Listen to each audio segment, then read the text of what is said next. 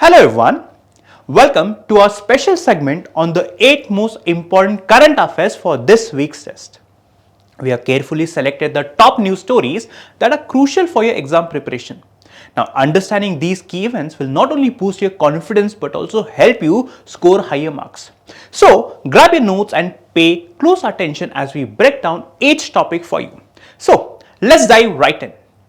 India's first analog space mission kicks off at Leh in Ladakh. Okay, so we'll see what is this analog space mission. Okay, so analog space mission is a terrestrial simulation designed to replicate the conditions of space exploration. Okay, so terrestrial simulation only. Okay, usually space mission means we'll have to go there. It's a Mars mission means we'll have to send something to Mars, or we'll have to go. Moon mission means we'll have to go, or we at least have to go to ISS. So here it is the terrestrial only. Terrestrial means in earth only, but without going. So we'll be creating conditions, some cubicle or something will be created, and in that we'll be mimicking. We'll be mimicking of what is it. For example, instead of going to Mars, instead of taking all the expenses, instead of that we can mimic something. We can make something which will be recreating the surface of Mars, and we can do the experiment. So that is analog space mission. Primary objective is obviously testing equipment only, testing equipment, and also studying the human behavior. So if you are making a human stay inside, that means without going to Mars itself, we will be able to know how this psychology is actually going. Okay, so like that, and it will also help to develop operational procedure for future space endeavors. Okay. So why it was in the news? Because India has developed its first analog mission, that is in Leh in Ladakh. That is Leh in Ladakh. November they have inaugurated. So the name is HAB1. It's a compact inflatable habitat.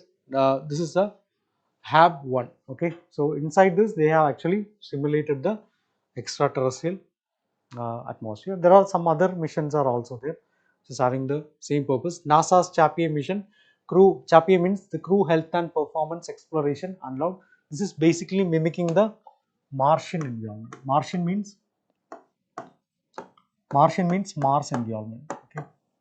So Martian environment, NASA's Chapier mission. Another one is Hawaii space exploration unlock and simulation. Again, this is also for Martian environment only.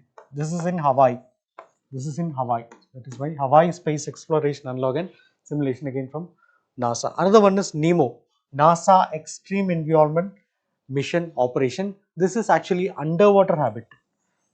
This is actually underwater habitat known as Aquarius Reef Base. But still, again, here also astronauts will only be there. Astronauts and scientists will be there. So they wanted to experience the same thing which is happening in space, but still it is kept under water only. So that is a purpose. So next article, it is talking regarding methane diplomacy. So COP29. So COP29 is going to happen in Baku in Azerbaijan. So there they will be focusing on the methane diplomacy. So we will be discussing what is methane diplomacy and some facts regarding the COP also. Okay. So this is important from the GS3 paper. Again, environment related GS3 environment paper. So let's see a question which was asked related to this. Which of the following statement is correct about deposits of methane hydrate? Methane hydrate. Okay, so here also some facts regarding methane and methane hydrate as given. You have to identify which all are the correct answers. It was asked in 2019. So the context is 2019 Baku. Baku is the capital of Azerbaijan.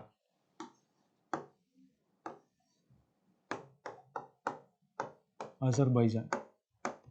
You can note it for the places in news and all. So global leaders will be focusing on setting a new climate finance goal. New climate finance goal with methane reduction as their key agenda. So here it is talking regarding methane diplomacy. Methane diplomacy. These terms are important. Okay. Alright, so let's quickly understand what is methane, why methane is a problematic thing. So methane is a short-lived but high potent greenhouse gas. What do you mean by short-lived? Short-lived means how many years, or what duration it will be in the atmosphere. So based on that only we will be categorizing it as short-lived and long-lived. Methane is the duration of methane will be just around 12 years only. 12 years, you might think 12 years is a very huge time period, but carbon dioxide is another greenhouse gas. So carbon dioxide can even be there for centuries. Many centuries also carbon dioxide can be there. So compared to that, this is a short lived only, but still the potent is very much high. Okay, carbon dioxide, the damage which carbon dioxide which can stay for centuries is making, methane can also make the similar kind of damage. So that is very crucial. Okay, so uh, roughly 30% of the global emissions, 30% of the global emissions are due to methane. So that is a quantum of methane pollution. Okay. Okay. So what are the sources of methane emission? Mainly from human activities only. One from livestock rearing, even paddy cultivation, rice cultivation. That is also waste management from the landfills and all. Methane can be uh, methane can be produced, and also fossil fuel extraction. So these are some of the areas, and also this is very harmful also. Why it is harmful? Because it can mainly causes respiratory issues.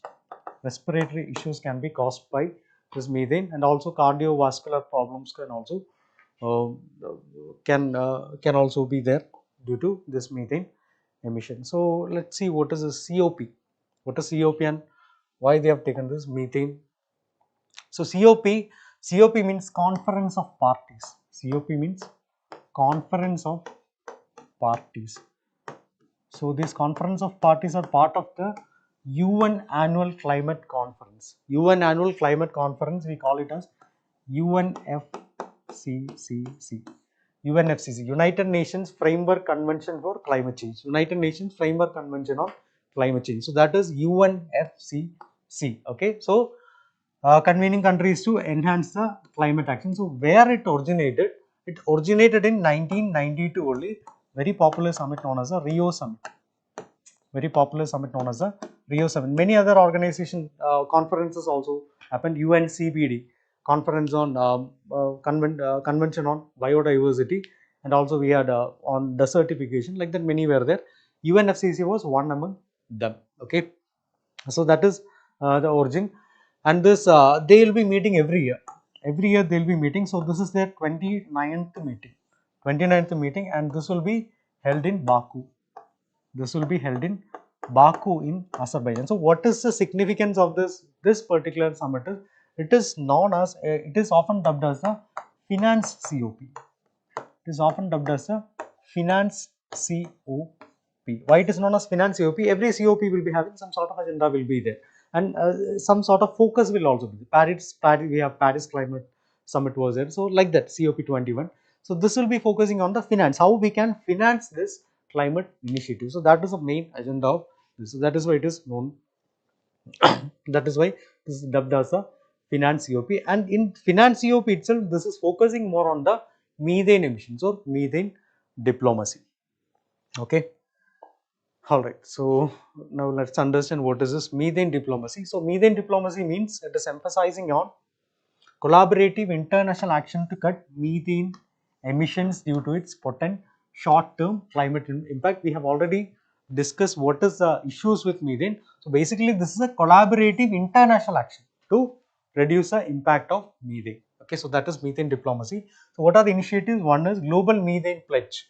Global Methane Pledge is having around membership of around 100 countries, and the aim is to reduce methane emission by 30% by 2023. So this global methane pledge is an initiative of United States and European Union. It's actually a initiative of United States as well as European Union. So aim is to reduce methane emissions by 30% by 2030. Another important initiative is Methane Alert and Response System, MARS, Methane Alert and Response System. So this is a initiative by UNEP, United Nations Environment Program.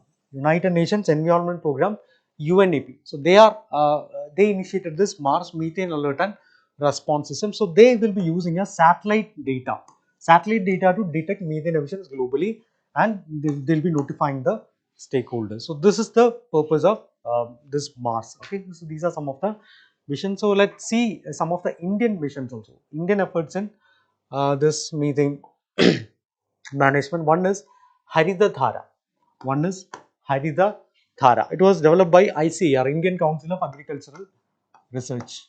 ICAR, Indian Council of Agriculture Research. So basically, it will be dealing with methane emissions from cattle. So anti-methogenic feed supplement which reduces methane emissions from cattle by 70 to 20% and can also enhance the milk production. That is also another important um, thing which will be getting. So methane emissions will be reduced and also milk production will also be improved. So obviously farmers will be taking this. So that's a very good initiative. Another one is the National Action Plan on Climate Change, NAPCC, launched in 2008. So this is basically an umbrella scheme. Basically an umbrella scheme means it will be having different missions will be there. So here there are 8 missions are there. 8 missions are there for various factors like Ganga regeneration, like that many missions are there. So it needs to increase awareness about climate change threats and responsive measures. That is the main purpose of this NAPCC. 8 missions, 8 submissions are there for this NAPCC. Now the next article is related to Aditya L1 mission. Recently some results, first science results from Aditya L1 has come out. Now this topic is important. You see this previous year question related to Juno mission of NASA. If they can ask about Juno mission, they can ask about Aditya L1 mission also. Aditya L1 mission was planned to study sun. We wanted to study sun. So sun's atmosphere, sun's surface area, the winds that are coming from sun which are called as solar wind. We wanted to study everything. That's why India, that is specifically ISRO, decided that we'll send a mission to study sun. But you can't go directly to the sun. You cannot land on sun and study there because sun is very heated. Okay, there is radiation coming from it, there is nuclear reaction taking place over there, and your mission, whichever satellite you are sending, that cannot survive when it comes so near to sun, right? So this was the basic idea. When they had to send this, ISRO decided that they are going to send their mission to L1 Lagrangian point. Now you need to know what is L1, what is Lagrangian point. See, when you look at this planet, let's say this is sun and this is, you say, earth. Okay, now in case you are sending a satellite to this particular place, what will happen? In this universe, everything will carry some gravity. So earth's gravity, whenever you are sending something, then your gravity will act on this particular thing. So earth's gravity will try to pull this particular thing, let's say satellite, it will try to pull this satellite towards earth. But similarly, we have sun. Sun will also use its own gravity. So sun will also pull this satellite. So earth is also pulling this side, sun is pulling this side. What will happen? Well, I don't think the satellite can survive over here. Something will happen. Now, let's say sun's gravity is more than the earth. In that case, the satellite will directly go to sun and get merged into it. Or if earth's gravity is more and then the distance is also less, then it may go to earth directly. So scientists decided that we'll do one thing. We'll reach to one place where the gravity of both sun and earth will become balancing. Let's say this is the point. We call it L1. Here you have sun and here you have earth. This is a specific point in the universe or in our solar system where if you put a planet, whatever amount of gravity is being applied by sun is exactly equal to the gravity coming from earth side. So it is getting balanced, and that's why this particular satellite can remain in this region only. It will not move towards sun or not move towards earth. So if it remains in a stable manner over here, then we can say our mission can study sun. It will be stable over here and then it will study whatever is coming from sun, right? These points, all these points where this gravity of these two different things, two planets or two stars or anything gets stabilized, at that particular point is called as Lagrangian point. See this, we call it Lagrangian points. Now it is not like there is only one point, there can be multiple points which can be Lagrangian points. Let's say for example, I'll give you an example. Let's say this is Earth. So there can be one point over here, L1, L2, L3, L4. These can be there. I am saying all these are Lagrangian points, and here we can put our satellite.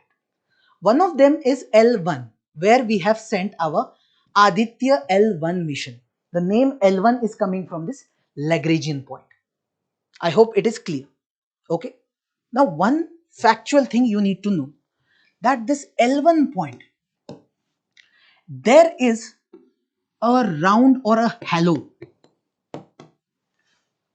surrounding this L1 Lagrangian points, and the Aditya L1 mission that we have sent is actually moving in this particular halo.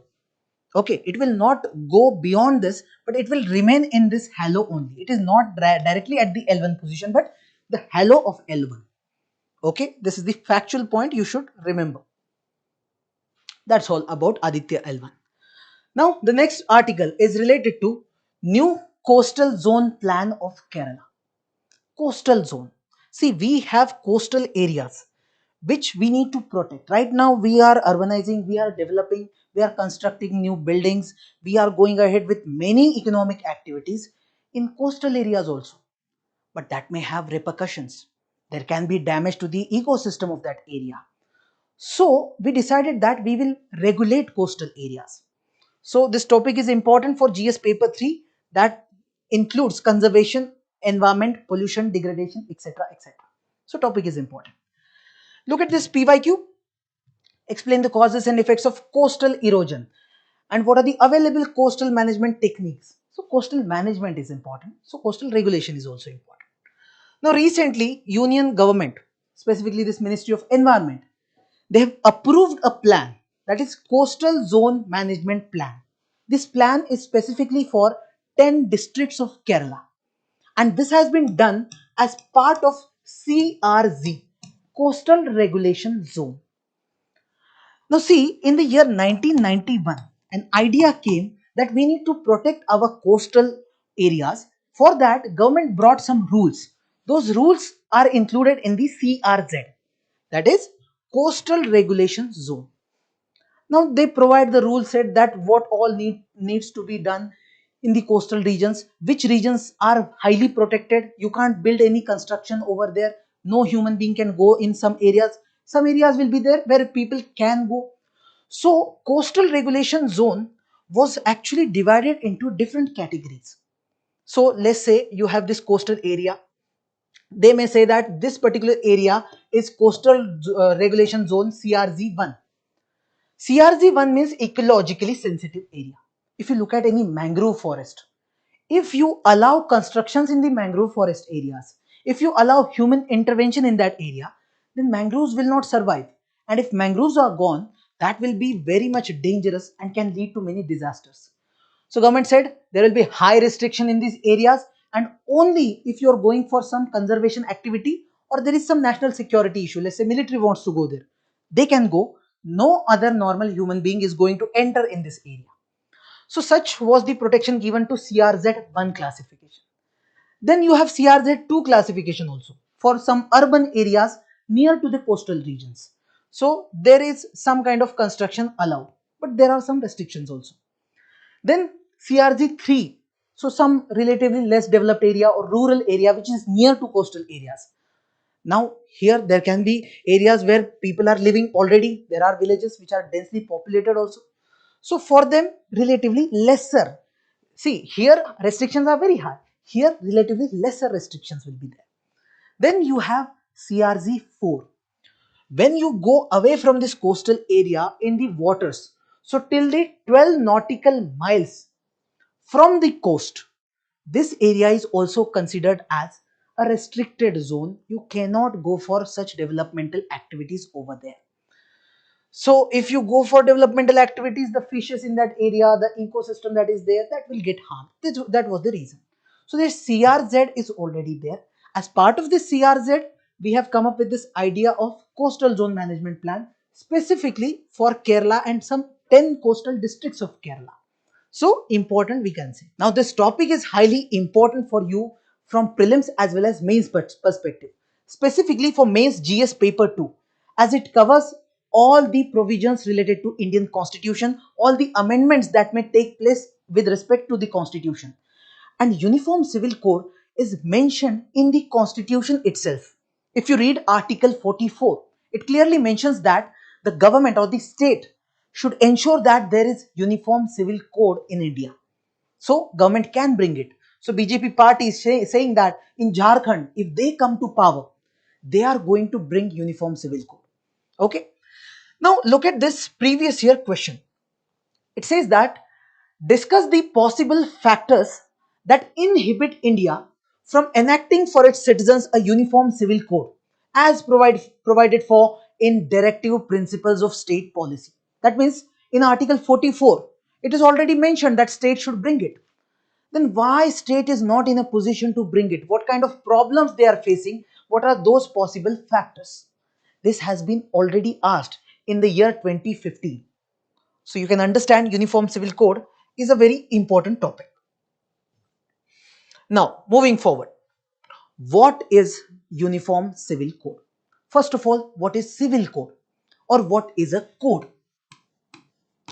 See, whenever you have number of laws, let's say you have 1000 laws, different laws are there, and you want to bring all the laws together, you want to codify them, you want to make a particular law book in which you have mentioned all these laws. Now some laws could be customary laws that you are just following it because there is a tradition in your family, in your caste, in your religion, that's why you're following a particular law. Or sometimes there is a law brought by the government. When you codify it, when you bring it in one textbook, that is called codification. Okay, so when you have brought some kind of booklet, let's say CRPC, IPC, such kind of a booklet, that is a code. Now usually we talk about law in two terms, that we have one called civil law, another called criminal law. So one is this criminal law, another one is civil law. What is the difference? See, let's say you have committed a crime, you have killed someone. It is assumed that when you are killing someone, this act itself is against the state or against the entire society. So you are conducting or getting into an act which is against the state itself, and it's a criminal act. That's why it will be considered as a criminal act, and we will have a specific law or a specific code which is called as criminal code. And according to that code, whatever is the punishment that will be given to that particular person. Okay, that is criminal law or criminal code. Now, in case you are committing something which cannot be considered completely a crime in this respect, rather there are two people and there is a dispute between these two people. This dispute does not involve state, only these two individuals. Let's say two people got married. After the marriage, they got into some dispute. Let's say they got divorced. Now one wants that I should also get the property.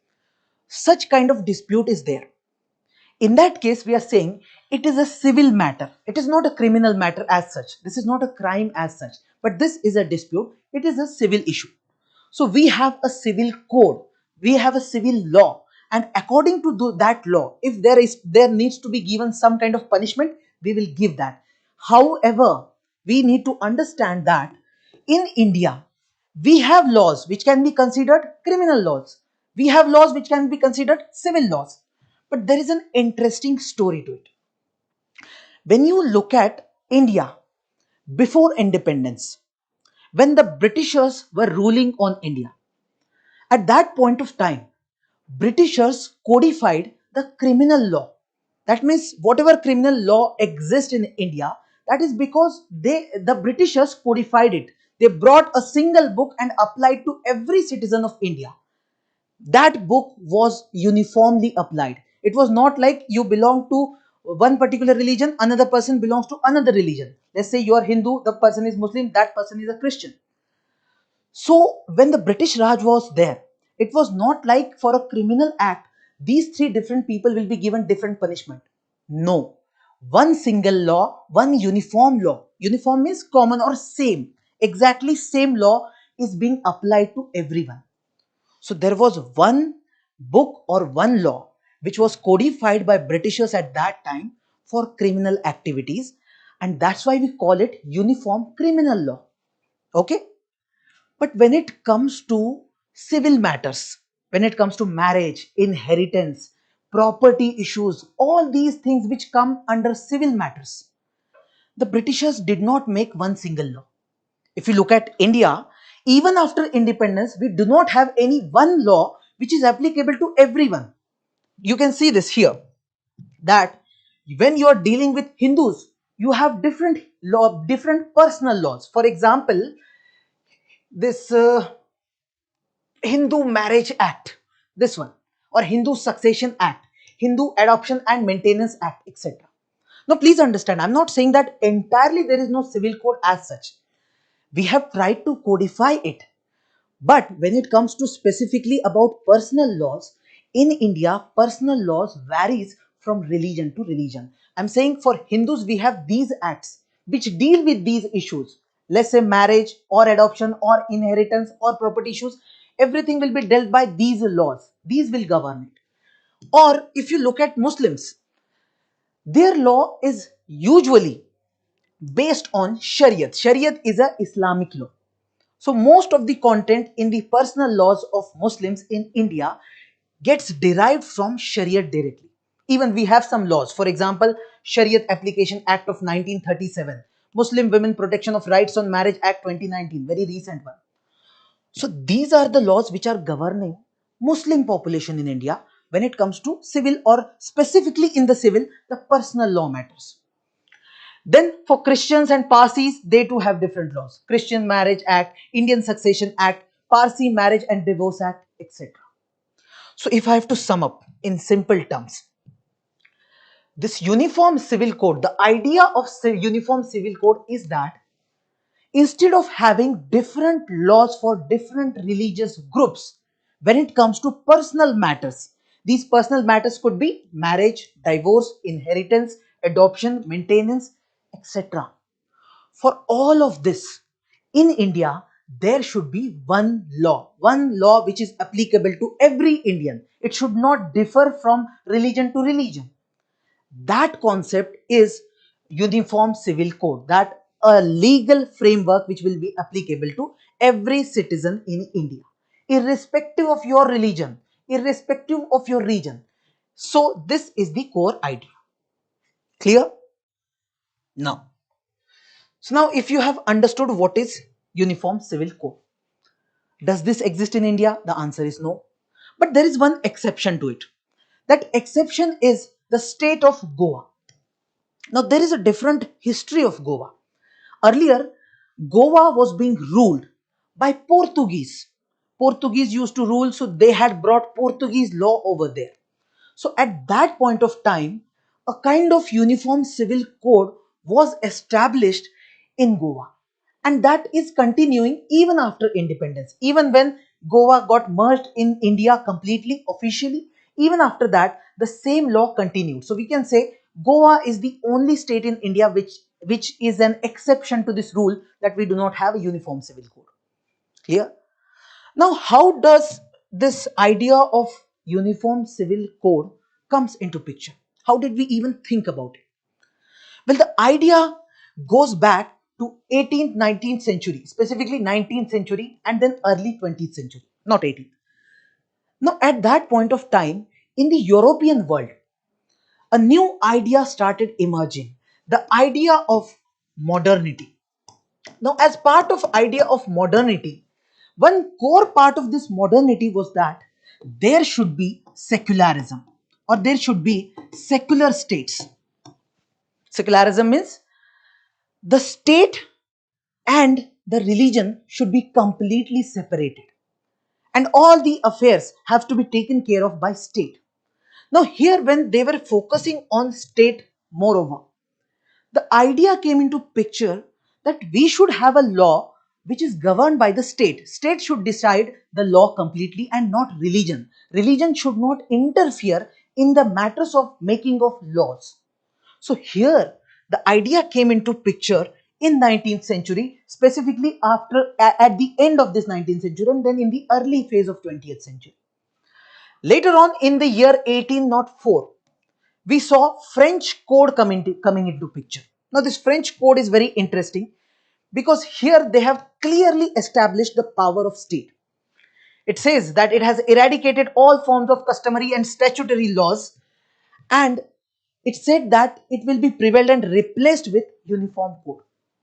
That means earlier in the medieval time period, the laws were more or less influenced by religion. But in France in 1804, what happened? It was being decided that now state will decide what will be laws, and there will not be any law which will be influenced by customs or statutory laws. So now, more or less, we are saying this is a kind of uniform civil code came in France. After France, in India, in the year 1840, we saw this report called Lex Loci report. Now, this report specifically talked about codification of Indian law, but it said that we should not go for the same personal laws for Hindus and Muslims. There can be tensions. If British government brings same criminal laws or same personal laws, then there can be a conflict. So they suggested please keep it out. That's why even if this report came into picture, after that government decided that we will not bring any one uniform civil code as such for India. After that, in the year 1941, we have this B.N. Rao committee. B.N. Rao committee recommended that we should have a codified Hindu law. So this is how a transition is taking place. So with the time, the idea of uniform civil code has got evolved with respect to India. Now, why do we actually need it? I've given you the basic idea of uniform civil code. But if we have to check what are the core arguments, why do we actually need uniform civil code? The first argument is that we have an article in the Constitution itself, Article 44. It clearly says that state shall secure uniform civil code in India. So it is the responsibility of state governments, central government to take care of this particular section which is given in directive principles of state policy. So anyway, our constitution is saying it should be there. That's why we should have. Second thing, even India is a secular country. We say that secularism is the basic foundation or part of basic structure of India. So here, to maintain that secularism, we need to have one law for every citizen of this country. If Hindus are treated differently, Muslims are treated differently, and Christians are treated differently, we cannot call it completely secular. This is the argument. And if we will have different laws for different people, how can we say that we all are united? Our national integration has taken place completely. We cannot say that. That is why the argument is that we must have one uniform civil code. Okay. Then it ensures gender justice. Now look at this angle, which I consider is one of the most important angle when we are discussing about uniform civil code. You see, many a times we have observed that in many religious texts or many customary practices, women have been put in a very derogatory position. They have always been oppressed most of the times. And the rules are always tilted towards male candidates. So for example, if marriage is taking place, if divorce is taking place, if there is inheritance of property, let's say the property of one couple is getting distributed to their children. Most of the time you must have observed that the property was given to male candidates and it was not given equally to women. Even if you look at the marriage angle remains as part of contention in public debates most of the times, that in one religion you can marry once, in another religion you can marry three times. Now there comes the question related to right to equality, which is part of Article 14 of the Constitution, which gets violated due to these things. So the point of contention is that if we have to ensure gender justice, if we have to ensure that every citizen of the country, which also includes women, and we have to maintain justice, we have to ensure justice for them, then uniform civil code must be there, because there are some practices which are not same and which are very very oppressive. That's why we need a same law throughout the country.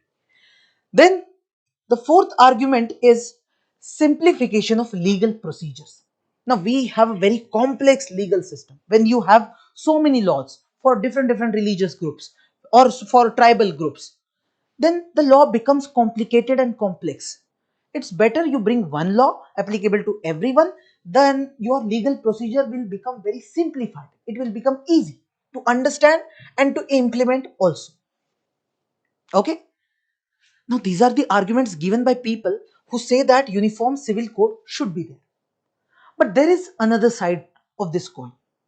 There are some people who say that uniform civil code is not required in India. We should not bring it. They resist the idea completely.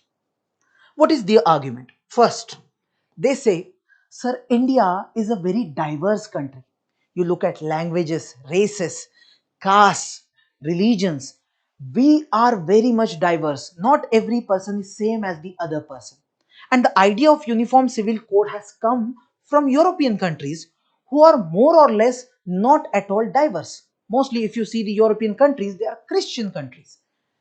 And here comes the question of whether we can bring same law for such a diverse country. And mostly it will threaten the cultural diversity itself. It will make all the Indians same. When we have same rules, same laws in our personal matters also, then we all will become the same thing. Then the core element of India will be gone. This is one of the arguments. Then there is lack of consensus among communities. See, even if you bring any law, it has to be implemented on the ground. Let's say, for example, you brought a law that dowry is prohibited, dowry is not allowed.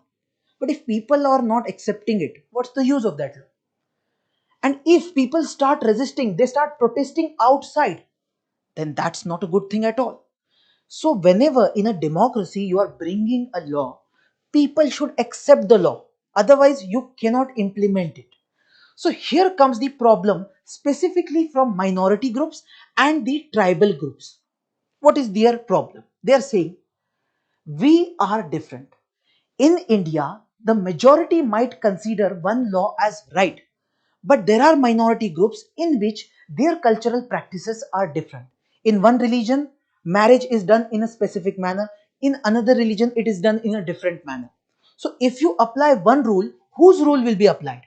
Will you take the rule from this religious group or the majority group? That's a questionable thing. And the minority is concerned that this will be an attack on their culture and identity. See, culture is very important. It is part of our identity.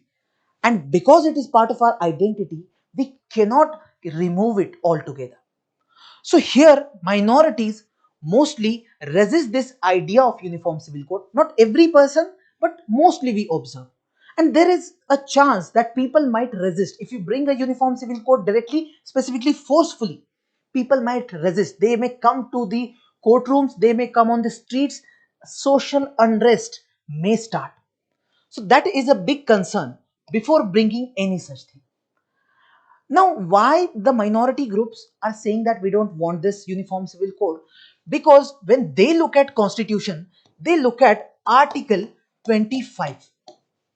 Article 25 gives religious freedom to all the Indians in India. So religious freedom says that whatever is their religious practice, they can go ahead with it. It is their right, constitutional and fundamental right.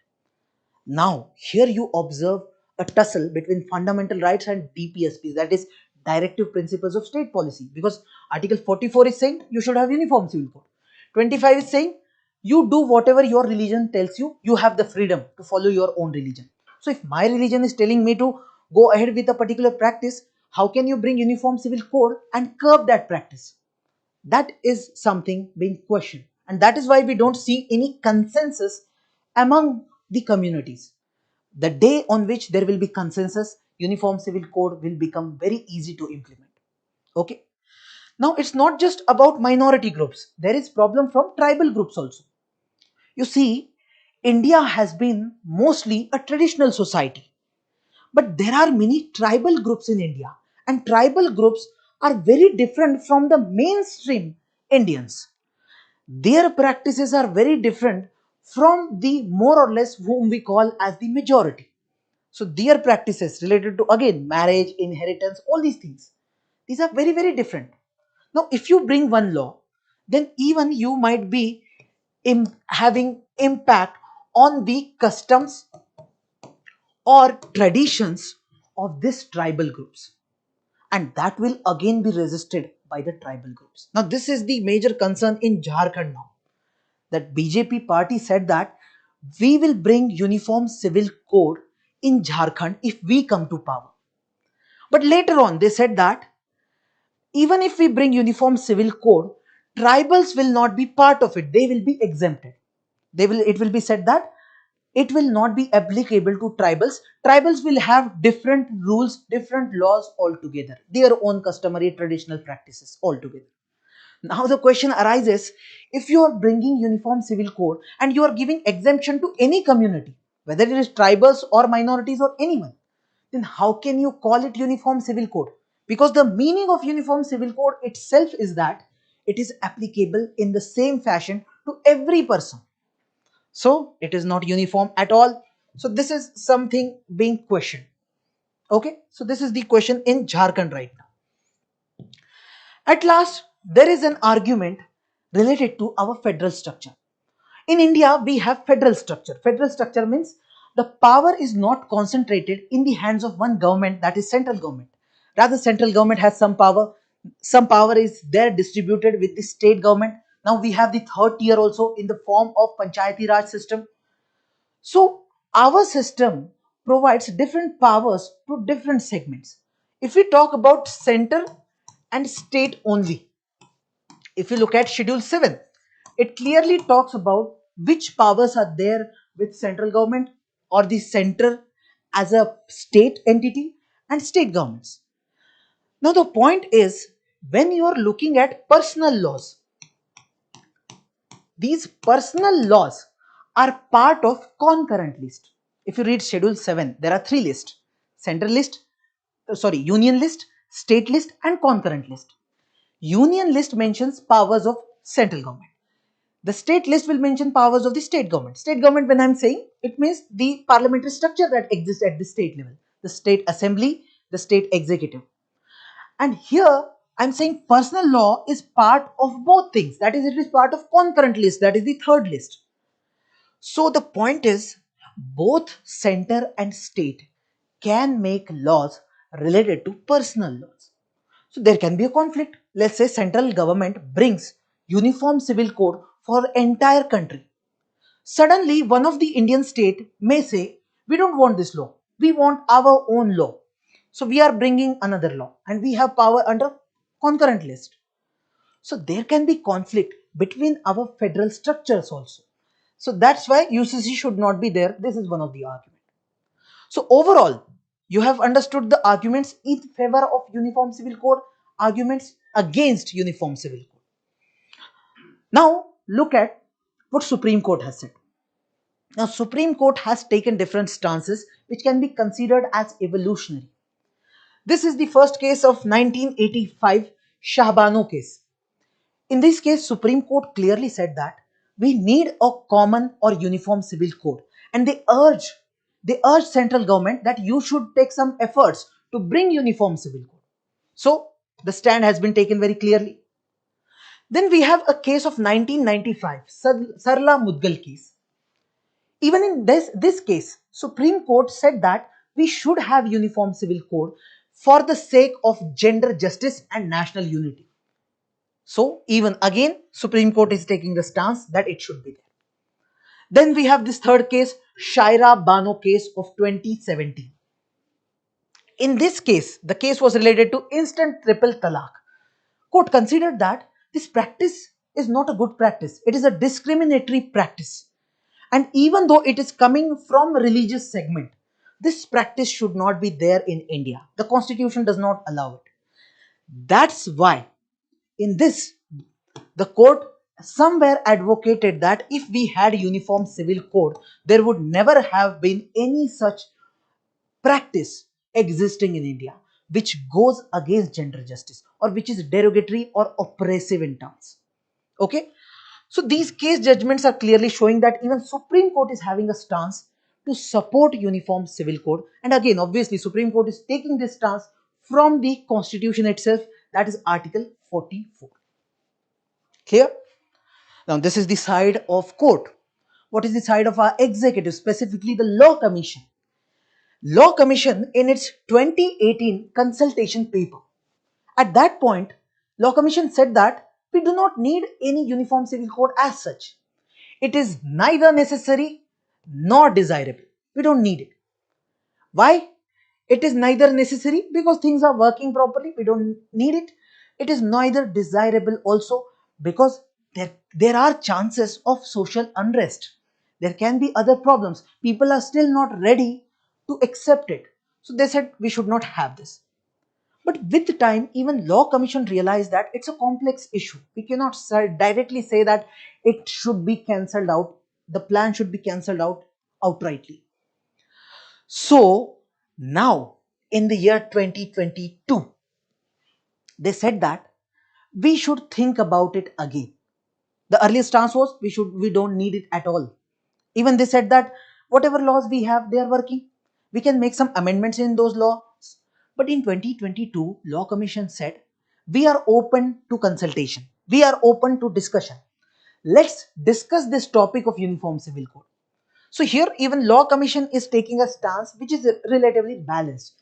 Neither they are saying it should not be there, nor they are saying it should be there. They are saying let's discuss, let's have some communication, let's have some conversation on this topic. Okay. Now look at these recent developments. Recent developments, if you see Uttarakhand, the state of Uttarakhand had brought this law of uniform civil code. Then if you look at Assam and Gujarat, they have also said, the government in Assam and government in Gujarat, they have also expressed their interest in bringing a law related to uniform civil code. And right now in Jharkhand, as I told you, the BJP party is saying we are going to bring in uniform civil code. So I'm trying to tell you that in recent times we are observing a trend or developments at the state level to bring in uniform civil code. Okay, so this is the entire topic. Now if we have to bring this UCC, one thing we need to remind ourselves that whenever you are taking a very big decision, a very drastic kind of a change to change the entire structure and the system altogether, few things are very important. One of them is your intention should be right. If you have some wrong intentions, hidden agendas, then that action can have very negative consequences. So your intention should be right. Then your timing should also be right. You cannot bring in law at any point of time. You have to see that whether people are ready, whether you can take that action rightly at that particular time. Have you already built up that narrative so that people will accept your action? So the timing also matters. And obviously the third thing, the process through which you are bringing that action. So if you are bringing the law, you should go ahead with the consultation with all the stakeholders. You should consult with the communities like tribal communities or minority communities also. You need to consult, you need to bring consensus. And your process should also be democratic. So if you follow the process rightly, then we can say we can implement uniform civil code. Again, the task is tough because we are a very diverse country, but it can definitely be done.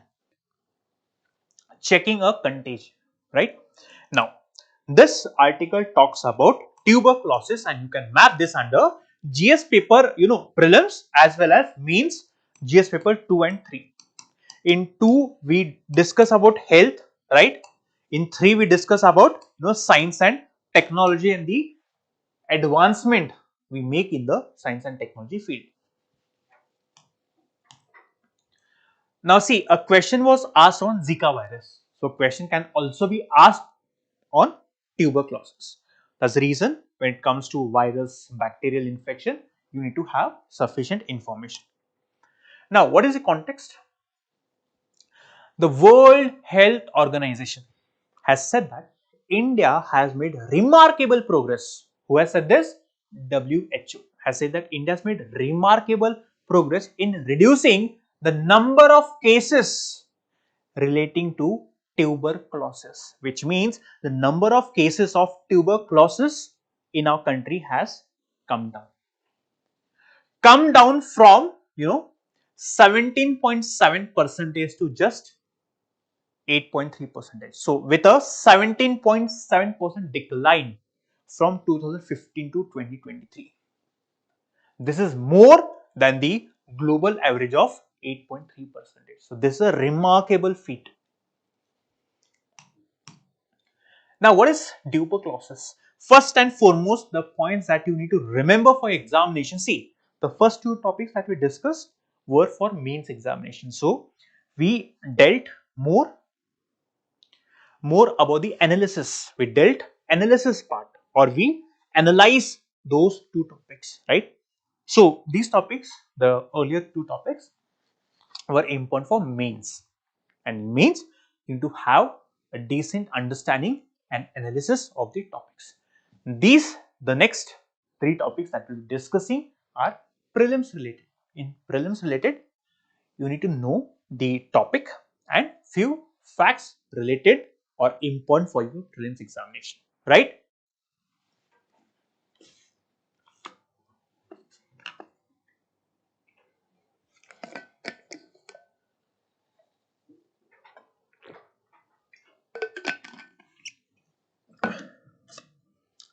Now, first and foremost that you need to remember is that tuberculosis is a bacterial infection. It's not a viral infection. It is caused by bacteria and not virus. Very important point for your prelims. What's the name of the bacteria? This name of the bacteria. This TB, it affects your lungs. And anything that affects your lungs is referred to as, in the medical language, pulmonary TB.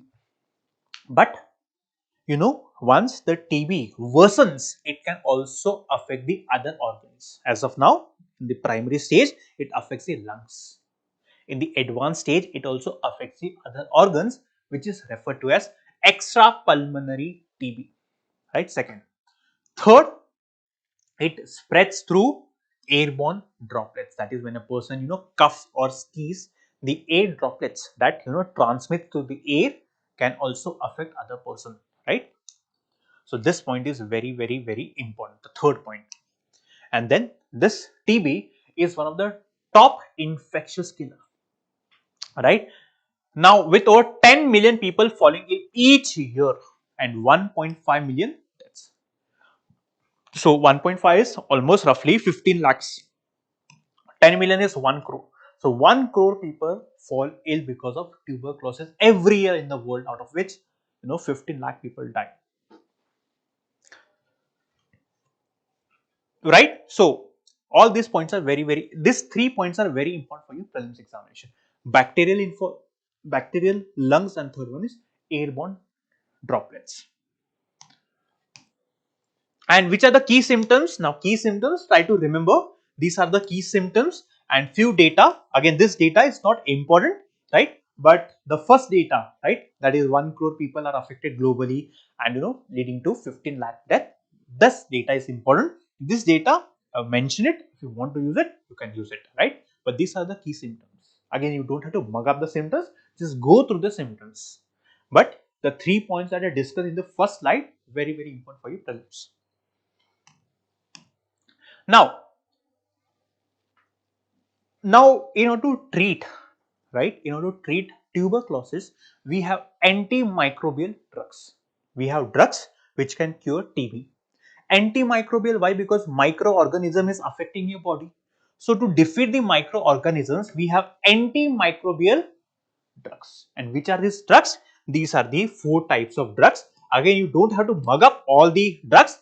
Just try to read it in the passing reference. Now again, see, there are variants of tuberculosis. These are the two variants of tuberculosis, which means at times the drugs that are administered or given to patients suffering from tuberculosis are not effective, which means there are variants of tuberculosis that does not respond to the drugs given to a person.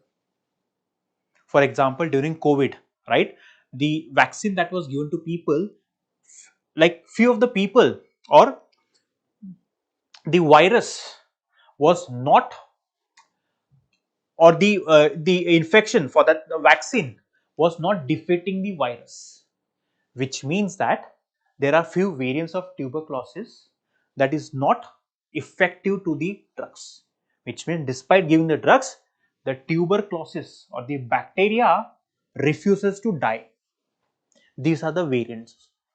Again, not very important, but these are the variants that you have to remember. Now, this is very important as part of your prelims examination. These are the initiatives undertaken by Government of India to eliminate tuberculosis. For example, we have this National Strategic Plan for Tuberculosis Elimination until 2025. Then we have Pradhan Mantri TB Mukta Bharat Abhiyan. Then we have Nikshay Poshan Abhiyan. Then we have Mukta Panchayat Initiative. Then we have Nikshay Sampark, and then we have Tribal TB Initiative. So this all is factual. Please go through it, right? And try to remember these points for your prelims as well as for your mains examination, right? So what you all remember about this particular topic? First, bacterial information, bacterial infection. Then the second one is it's a airborne, it transmits through air, right? And then you have to remember the variants of TB. At the same time, the vaccine or the drugs available to cure TB, and most importantly, the policies undertaken by the government to eliminate TB, right? The first slide and this slide, these two slides are the most important slides that you have to remember for your prelims examination. Now let's focus on the fourth topic. Manipur's Thadao community extends support to NRC. So you'll understand about the Thadao community, which is important for both prelims as well as mains. In mains, we have arts and culture, GS paper 1 topic. See, the question was asked in the year 14 on the Manganeers. Similarly, a question can also be asked on the Thadao community. What is the context?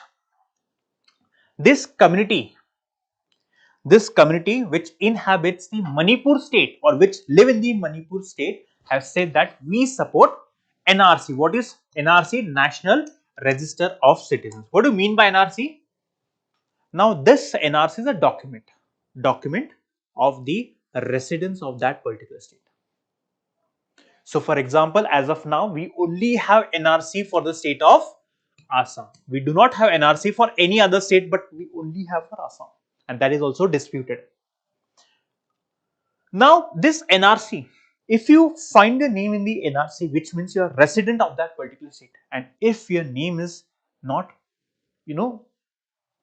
not there in the NRC, which means you are not a resident, which means you are illegal migrant. And this community of Manipur has supported the government. Why? Because the government wants to implement NRC, which means the government of Manipur wants to find out who are the residents of the state and who are the migrants that have come from, let's say, Bangladesh or Myanmar. Got it? This is the context. Now, as this community is in the news, you need to know certain facts about this community for your prelims examination. Like, for example, it is the oldest and largest non-Naga tribe in Manipur. Very important. Second, it has been recognized as separate community, right? And then it was granted as ST status in the year 1956. It is indigenous, which means it has been living in that state for centuries, right? It is native to that particular state.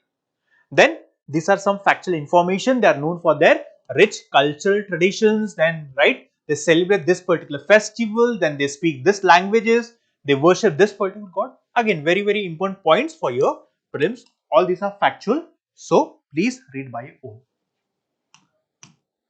And these are the economic activities: subsistence, agriculture, animal domestication, hunting, fishing, And what are the current challenges? We know that in Manipur, right, the Meitei and Kuki tribes are fighting against each other. Now, this Thodu committee, is directly or indirectly has become a part of this conflict. Now, somewhere, few people, or let's say few categories or few committees, they see Thodu committee as part of the Kuki community. But the Thodu committee says that we are a separate and independent community. We are not part of the Kuki community. Right? This is the challenge that they are facing, and they are supported NRC. Right? So these are few factual information that you need to know about the Thodu community in the state of Manipur. So a question can be asked that Thodu community recently seen in the news is indigenous to which of the following states? Nagaland, Manipur, Mizoram, Tripura. Correct answer is Manipur. As a reason, you need to know about the community. The last, fifth topic. What is the topic? Unexpected connection between nickel toxicity, cholesterol found. Right. So this article is very technical in nature, but given the way or given the pattern with which UPSC has been asking questions on certain minerals, it is important to understand what is nickel and the usage of nickel. Right. So if you see, we'll understand about nickel toxicity and sterol biosynthesis in this particular article, right? And this is important for both prelims as well as mains.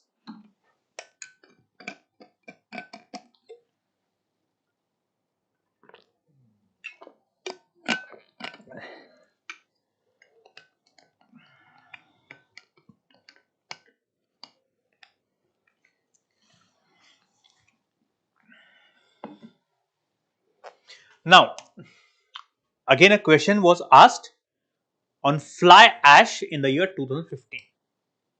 So, question can also be asked on nickel. Now, a recent study has found out that there is a connection between nickel toxicity and sterol biosynthesis. So, what exactly is this? And this we'll understand in the topic. First of all, what is nickel? Nickel is nothing but it is an element, metallic element. Again, a point for your prelims. It is a metallic element. What is the symbol? Ni. Atomic number 28. It is known for its corrosion resistance, which means it does not rust and it is very durable, right? So it is used in many appliances. Very important point for your prelims. Then this one is again not that important, but it is suitable for high temperature applications. Another important point or characteristics about nickel for your prelims exam. It is good conductor of electricity, which means you can use it in the electric appliances. There is less chance of short circuit as nickel is a good conductor of electricity, which means you can use it in the electronic appliances like mobile phones, laptops, etc. So 1, 2, 3 very important for your prelims. So they can give a statement about nickel, or let's say 3 statements about nickel, and they might ask you to identify the correct statement about nickel. So these characteristics is important for you to know. Now, why do we use nickel? In making stainless steel and alloys. We use it in the batteries, we use it in the jewelry and accessories, we use it in the coins, electronics, as well as medical and dental application. These are the diverse usages of an element called nickel, right? Stainless steel, in the medical field, batteries. So try to remember the usage of nickel. Again, very factual. Now see, what is nickel toxicity? Though the usage of nickel is abundant, but the recent report have identified or reported that nickel acts as an allergen or carcinogen. For example, people wear jewelry, right? So nickel is used in the jewelry, and this jewelry actually rubs against your skin. So it affects people who are less sensitive to nickel, right? And carcinogen, what is it? It's a cancer causing substance, which means the reports have identified that long exposure to nickel can also, infect cancer in a person. That's the reason it is important to know about this particular element. It affects the cells. Cells, they make a human being. So it also affects it interferes with the biological process. What? Nickel. I hope you understood what is nickel, the characteristics, the properties, and what do we mean by nickel toxicity. See, causing skin reactions in sensitive individuals. Now, what is sterol biosynthesis? See, sterol is a molecule. It is a molecule in a human being. Now, this sterol is made or is developed by cells. Now, the mechanism through which cells become sterile is known as sterol biosynthesis. What is sterol? It is a molecule. It strengthens the cell membrane. Right? Now, to understand this, you need to have basic idea or information about the formation of cells. But in question or in the prelims examination, you need to remember that this sterol biosynthesis is a biochemical process. Right? Now, as I told you, sterol, what is it? It's an organic molecule with a structure consisting of 4 carbon rings. For example, in the human beings or let's say animals, we have cholesterol. So, say this is choles and this is found in animal membranes. Then in the plants we have phytosterols. Then in the fungals or fungi, we have the fungal sterols. So, the point is, there is a connection between nickel toxicity and sterol biosynthesis, which means the nickel toxicity disrupts the sterol biosynthesis, which means the mechanism through which cells are converted into the sterols. This mechanism is disrupted because of nickel toxicity. I hope you understood what is nickel toxicity and sterol biosynthesis. Dedicated freight corridor. So this was a news how dedicated freight corridors are adding to the GDP growth, boosting the rail revenue. So we'll see what is a dedicated freight corridor.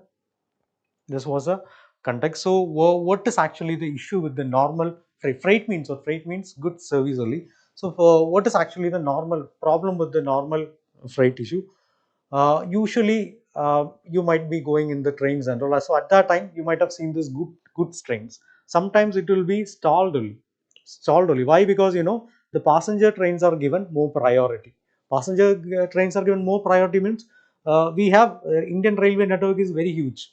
Okay, so at every point these good trains have to be stalled. So that is actually affecting the movement of goods in our country. So to avoid that, what we will be doing, we will be introducing specialized rail network. We will be introducing specialized rail network that will be solely for the transport of freight. As of now, these freight trains are using our passenger rail track. So that will be avoided, and these kind of separate freight